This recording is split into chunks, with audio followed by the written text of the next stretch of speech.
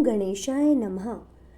वक्रतुंड महाकाय सूर्यकोटि संप्रभा निर्विघ्नं कुरु मे देव सर्वकार्यसु सर्वदा।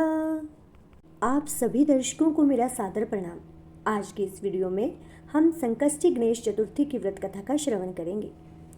ऋषिगण पूछते हैं कि हे स्कंद कुमार, दरिद्रता, शोक, कुष्ठ आदि से विकलांग, शत्रुओं से संतप्त, राज्य से निष्कासित, सदैव दुखी रहने वाले, धनहीन, समस्त उपद्रवों से पीड़ित, विद्याहीन, संतानहीन, घर से निष्कासित लोगों, रोगियों एवं अपने कल्याण की कामना करने वाले लोगों का क्या उपाय करना चाहिए जिससे उनका कल्याण हो और उनके सभी कष्टों का निवारण हो सके। यदि आप ऐसा कोई उपाय जानते हो तो उसे बतलाइए। स्वामी कार्तिकेय जी ने कहा, हे ऋषियों, आपने जो प्रश्न किया है उसके निवारणार्थ मैं आप लोगों को एक शुभदायक फल बताता हूँ, उसे सुनिए। इस व्रत के करने से पृथ्वी के समस्त प्राणी सभी संकटों से मुक्त हो जाते हैं। यह व्रतराज महापुण्यकारी एवं मानवों के सभी कार्यों में सफलता प्रदान करने वाला है। विशेषतया यदि इस व्रत को महिलाएं करें तो उन्हें संतान और सौभाग्य में वृद्धि होती है। इस व्रत को धर्मराज युधिष्ठिर ने किया था। पूर्व काल में राज्यच्युत होकर अपने भाइयों के साथ जब धर्मराज वन में चले गए तो उस वनवास काल में भगवान श्री कृष्ण ने उनसे कहा था। युधिष्ठिर ने भगवान कृष्ण से अपने कष्टों के शमनार्थ जो प्रश्न किया था उस कथा का आप श्रवण कीजिए। युधिष्ठिर पूछते हैं, हे पुरुषोत्तम, ऐसा कौन सा उपाय है जिससे हम वर्तमान संकटों से मुक्त हो सके।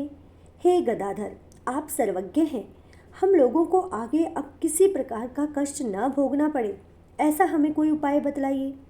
स्कंद कुमार जी कहते हैं, जब धैर्यवान युधिष्ठिर विनम्र भाव से हाथ जोड़कर बारंबार अपने कष्टों के निवारण का उपाय पूछने लगे तो भगवान श्री कृष्ण ने कहा, हे राजन, संपूर्ण कामनाओं को पूर्ण करने वाला एक बहुत बड़ा गुप्त व्रत है। हे युधिष्ठिर, इस व्रत के संबंध में मैंने आज तक किसी को नहीं बतलाया है। हे राजन, प्राचीन काल में सतयुग की बात है कि पर्वतराज हिमाचल की सुंदर कन्या पार्वती ने शंकर जी को पति के रूप में प्राप्त करने के लिए गहन वन में जाकर कठोर तपस्या की, परंतु भगवान शिव प्रसन्न होकर प्रकट नहीं हुए। तब शैलतन्य पार्वती जी ने अनादिकाल से विद्यमान गणेश जी का स्मरण किया। गणेश जी को उसी क्षण प्रकट देखकर पार्वती जी ने पूछा कि मैंने कठोर, दुर्लभ एवं लोमहर्षक तपस्या की, किंतु अपने प्रिय भगवान शिव को प्राप्त नहीं कर सकी। वह कष्ट विनाशक दिव्य व्रत जिसे नारद जी ने कहा है और जो आपका ही व्रत है, उस प्राचीन व्रत के तत्व को आप मुझसे कहिए। पार्वती जी की बात सुनकर तत्कालीन सिद्धिदाता गणेश जी उस कष्ट नाशक शुभदायक व्रत का प्रेम से वर्णन करने लगे। गणेश जी ने कहा, हे अचल सुते, अत्यंत पुण्यकारी एवं समस्त कष्ट नाशक व्रत को कीजिए। इसके करने से आपकी सभी आकांक्षाएं पूर्ण होगी और जो व्यक्ति इस व्रत को करेंगे उन्हें भी सफलता मिलेगी। श्रावण के कृष्ण चतुर्थी की रात्रि में चंद्रोदय होने पर पूजन करना चाहिए। उस दिन मन में संकल्प करें कि जब तक चंद्रोदय नहीं होगा मैं निराहार रहूंगी, पहले गणेश पूजन कर ही भोजन करूंगी। मन में ऐसा निश्चय करना चाहिए। इसके बाद सफ़ेद तिल के जल से स्नान करें, मेरा पूजन करें। यदि सामर्थ्य हो तो प्रतिमास श्रवण की मूर्ति का पूजन करना चाहिए। अभाव में चांदी, अष्टधातु अथवा मिट्टी की ही पूजा करें। अपनी शक्ति के अनुसार सोने, चांदी, तांबे अथवा मिट्टी के कलश में जल भरकर उस पर गणेश जी की प्रतिमा स्थापित करें। मूर्ति कलश पर वस्त्राच्छादन करके अष्टदल कमल की आकृति बनावें और उसी मूर्ति की स्थापना करें। तत्पश्चात षोडशोपचार विधि से भक्ति पूर्वक पूजन करें। मूर्ति का ध्यान निम्न प्रकार से करें।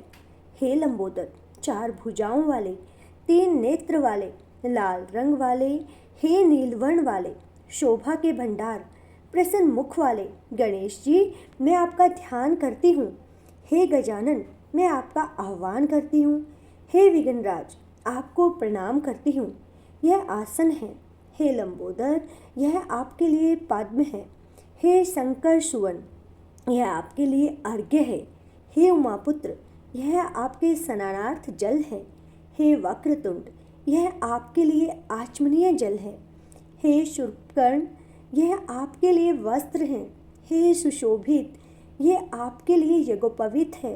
हे गणेश्वर, यह आपके लिए रोली और चंदन है। हे विघ्ननाशन, यह आपके लिए फूल है। हे विकट, यह आपके लिए धूप बत्ती है। हे वामन, यह आपके लिए दीपक है। हे सर्वदेव, यह आपके लिए लड्डू का नैवेद्य है। हे देव, यह आपके निमित्त फल है। हे विघ्नहर्ता, यह आपके निमित्त मेरा प्रणाम है। प्रणाम करने के बाद क्षमा प्रार्थना करें। इस प्रकार षोडशोपचार रीति से पूजन करके नाना प्रकार के प्रसादों को बनाकर भगवान को भोग लगाएं। हे देवी, शुद्ध घी में 15 लड्डू बनाएं। सर्वप्रथम भगवान को लड्डू अर्पित करके उसमें से 5 ब्राह्मणों को दे दें। अपने सामर्थ्य के अनुसार दक्षिणा देकर चंद्रोदय होने पर भक्ति भाव से अर्घ्य देवें। तदंतर 5 लड्डू का स्वयं भोजन करें। फिर हे देवी, तुम सब तिथियों में सर्वोत्तम हो, गणेश जी की परम प्रियतमा हो। हे चतुर्थी, हमारे द्वारा प्रदत्त अर्घ्य को ग्रहण करो, तुम्हें प्रणाम है। निम्न प्रकार से चंद्रमा को अर्घ्य प्रदान करें। क्षीर सागर से उत्पन्न हे लक्ष्मी के भाई, हे निशाकर, रोहिणी सहित हे शशि, मेरे दिए हुए अर्घ्य को ग्रहण कीजिए। गणेश जी को इस प्रकार प्रणाम करें। हे लंबोदर, आप संपूर्ण इच्छाओं को पूर्ण करने वाले हैं, आपको प्रणाम है। हे समस्त विघ्नों के नाशक, आप मेरी अभिलाषाओं को पूर्ण करें। तत्पश्चात ब्राह्मण की प्रार्थना करें। हे दिव्यराज, आपको नमस्कार है, आप साक्षात देव स्वरूप हैं। गणेश जी प्रसन्नता के लिए हम आपको लड्डू समर्पित कर रहे हैं। आप हम दोनों का उद्धार करने के लिए दक्षिणा सहित इन 5 लड्डुओं को स्वीकार करें।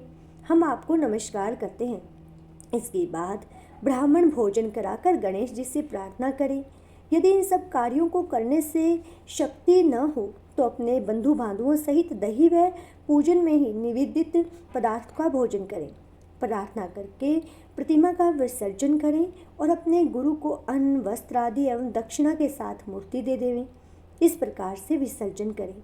हे देवों में श्रेष्ठ गणेश जी, आप अपने स्थान को प्रस्थान कीजिए एवं इस व्रत पूजा का फल मुझे दीजिए। हे सुमुखी, इस प्रकार जीवन भर गणेश चतुर्थी का व्रत करना चाहिए। यदि जन्म भर न कर सकें तो 21 वर्ष तक करें। यदि इतना भी करना संभव न हो तो 1 वर्ष तक 12 महीने के व्रत को करें। यदि इतना भी न कर सकें तो वर्ष के 1 मास को अवश्य ही व्रत करें और श्रावण चतुर्थी को व्रत का उद्यापन करें। और इसके साथ ही भगवान गणेश जी से क्षमा याचना करें कि हमसे जाने अनजाने पूजा में कुछ भी कम या अधिक हो गया हो, कोई भी भूल चूक हो गई हो तो भगवान हमें क्षमा करें तथा हमारी पूजा को ग्रहण करें। यह कथा कहने वाले, सुनने वाले तथा हुंकारा भरने वाले सभी पर भगवान गणेश जी अपनी असीम कृपा दृष्टि बनाएं। सभी के घर में धन धान्य के भंडार भरें तथा सभी भक्तजनों की मनोकामनाओं को पूर्ण करें। बोलो गौरी सूत विनायक महाराज की जय।